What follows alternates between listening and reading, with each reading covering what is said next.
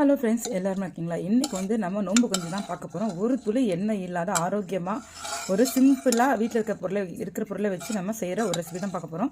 இது வந்து நோன்பு இருக்கிறவங்க தான் சாப்பிடலாம் இல்லை, நம்மளுக்கு வந்து இப்போ வந்து கண்டிப்பாக அவங்க நம்ம இஸ்லாமிய ஃப்ரெண்ட்ஸுங்களுக்கு தான் கண்டிப்பாக இந்த இது வீடியோ போட்டிருக்கேன். பட் இது வந்து நம்ம அவங்க மட்டும் தான் சாப்பிடணும் இல்லை, நம்மளும் சாப்பிடலாம். இது மெயினாக நம்ம ஹாஸ்பிட்டலில் இருக்கிறப்ப நம்மளுக்கு பசியே இல்லை, எனக்கு பசிக்கவே இல்லை, சாப்பிடவே முடியல அப்படின்னு சொல்கிறவங்களும், அப்புறம் ஹாஸ்பிட்டல் காய்ச்சல் வந்து அவங்களுக்கும் சாப்பிடவே முடியாது இல்லையா, அப்போ அவங்களுக்கு வந்து ஆயில் ஃபுட் இதெல்லாம் கொடுக்கூடாது வந்து. அதனால தான் இந்த நோன்பு கொஞ்சம் வந்து எல்லாருமே யார் வேணாலும் சாப்பிடலாம், குழந்தைங்க முதல் கொண்டு சாப்பிடலாங்க. அப்படி ஒரு ரெசிபி தான் இது. ஒரு சொட்டு ஆயில் இல்லாத ரொம்ப ஹெல்த்தியான ஒரு நோன்பு கஞ்சி தான் பார்க்க போகிறோம். வாங்க எப்படி செய்யலாம்னு பார்க்கலாம். வீடியோக்குள்ள பார்க்க நம்ம சேனல் வரைக்கும் சப்ஸ்கிரைப் பண்ணுங்க. இப்போ நம்ம நோன்பு கஞ்சி செய்கிறதுக்கு சும்மா ஒரே ஒரு கரண்டி வந்து அரிசி எடுத்துக்கிறோம். இது வந்து ஒரு 2 பேர் குடிக்கலாம். ஒரு ஆளே குடிச்சலாம், ரொம்ப டேஸ்ட் அவ்வளோ நல்லாயிருக்கும். இந்த சொல்கிற 2 பேருக்கு இதை வந்து பல்ஸ் மோடில் விட்டு ஃபுல்லாக நைஸாக பவுடர் மாதிரி கூட பல்ஸ் மோடில் விட்டு எடுக்கணும். இது வந்து நீங்கள் புழுங்கல் அரிசி தான் பண்ணணும்னு அவசியம் இல்லை. நீங்கள் வந்து ஜீரக சம்பா இல்லை அப்புறம் கருப்பு குணி அரிசி, மாப்பிளை சம்பா எது வேணால் நீங்கள் போட்டுக்கலாம், சரிங்களா? இல்லை நீங்கள் ரொம்ப உடம்புக்கு நல்லது. இது வந்து நோம்பு இருக்கிறவங்க மட்டும் தான் சாப்பிடணும் அவசியம் இல்லை. உடம்பு சரியாங்க நம்மளுக்கு ஃபஸ்ட்டு நம்ம காய்ச்சி நம்ம இதாக இருப்போம் பார்த்தீங்களா, அப்போயே பார்த்தீங்கன்னா இந்த மாதிரிலாம் சாப்பிட்லாம். அது இப்போ இவங்களுக்கு இப்போ இஸ்லாமியர்களுக்கு இந்த நோம்பு கஞ்சி வந்து ரொம்ப யூஸ்ஃபுல்லாக இருக்கும். ஒரு துளி எண்ணெய் இல்லாமல் இதை நம்ம செய்யலாங்க. இப்போ இது கூட ஒரு மீடியம் சைஸ் தக்காளி இதை எடுத்து இதே நைஸாக அரைச்சி எடுத்துக்கலாம்.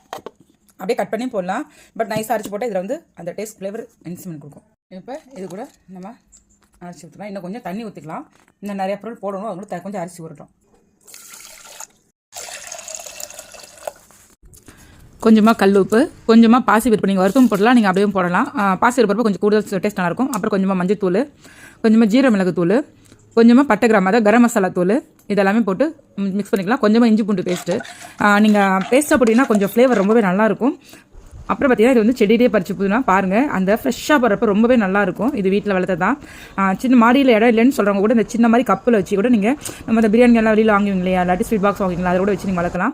அவ்வளோதான் பாருங்கள், ரொம்ப இலை வந்து ரொம்ப ஃப்ரெஷ்ஷாக இருக்கும் அது போகிறப்பே. இல்லைனா நீங்கள் வீட்டில் கடையில் வாங்கிட்டு வந்து கூட நீங்கள் அதை போட்டுக்கலாம். அது கொஞ்சமாக தான் போட்டிருக்கேன்.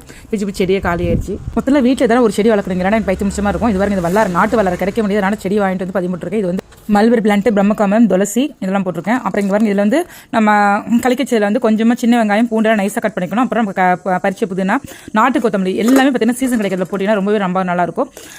இன்னும் கொஞ்சம் தண்ணி ஊற்றிக்கலாம். தண்ணி ஊற்றி நல்லா மிக்ஸ் பண்ணிவிட்டு நீங்கள் வேணால் மஞ்சள் போட்டு நான் விட்டுறலாம். நீங்கள் நல்லா கலக்கி விட்டுட்டு அவ்வளோதான். நம்ம வந்து ஒரு 2 விசில் விட்டு எடுக்கலாங்க. ரொம்ப சூப்பரான சுவையான டேஸ்டான ஒரு துளி எண்ணெய் இல்லாத ஆரோக்கியமான கஞ்சி தாங்க. பாருங்கள், நல்லா 2 விசில் வந்து எவ்வளோ சூப்பராக இருக்குதுன்னு பாருங்கள். இன்னும் கொஞ்சம் கூட நீங்கள் நைஸாக அக்குருனை வந்து இன்னும் கொஞ்சம் நைஸாகவே அரைச்சிக்கலாம் மிக்சியில்.